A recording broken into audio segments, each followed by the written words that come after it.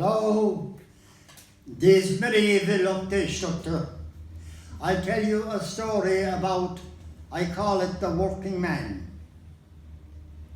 Now, I've always been a working man since the day I finished school.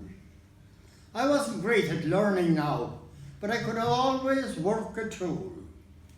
And at the age of 18 years, I crossed the Irish Sea and I chippied for McAlpine back in 1953.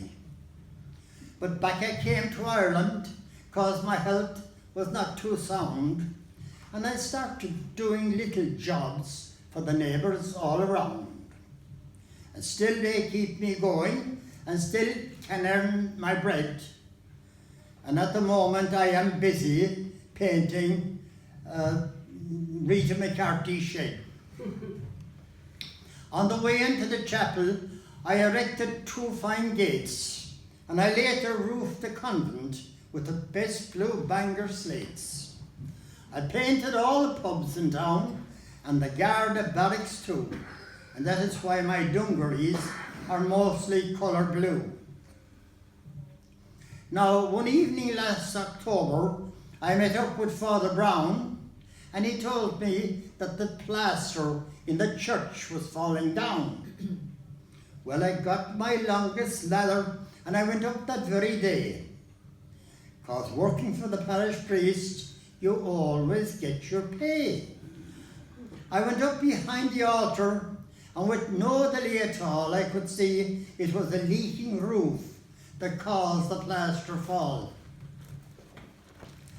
Now the place was very quiet, so I sat there for a while. And then I saw this old man coming slowly up the aisle. And as he reached the chapel porch, I'm happy now to tell that right beside the water fountain, I caught him as he fell. I got him up and he started to pray. He took 2 candles. He lit 2 candles.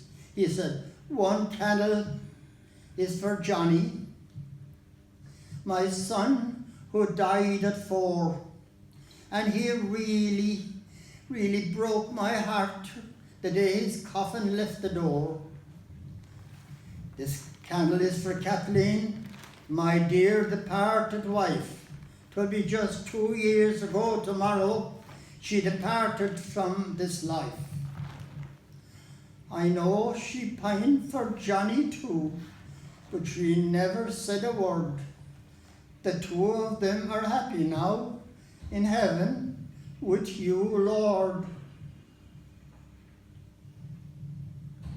Dear God, I'd love to join them, just to see my Kathleen smile, and to put my arms around little Johnny and to hold him for a while. Oh Lord, I hope you're listening to this old man's lonely cry, and may someone be beside me when it comes my time to die. And there with I so quietly perched with just a swallow's view, I felt the Lord had challenged me to do what I should do. My wife was strong and healthy, and our children all had grown.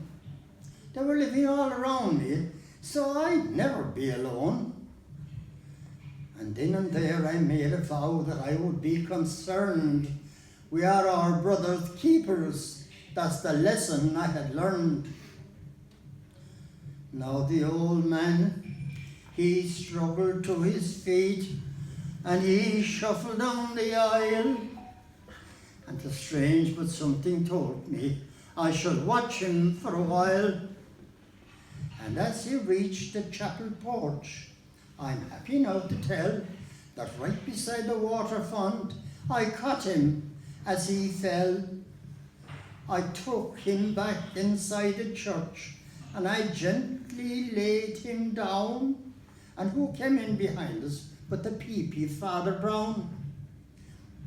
And with my arms around him, I could see that dying stare as he quietly whispered, "Thank you, Lord, for answering my prayer."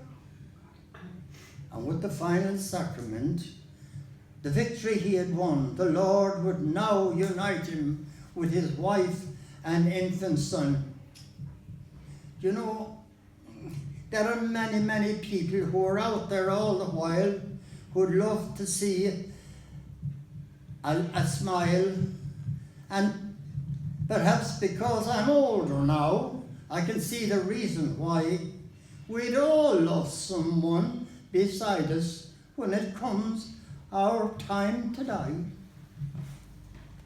Thank you.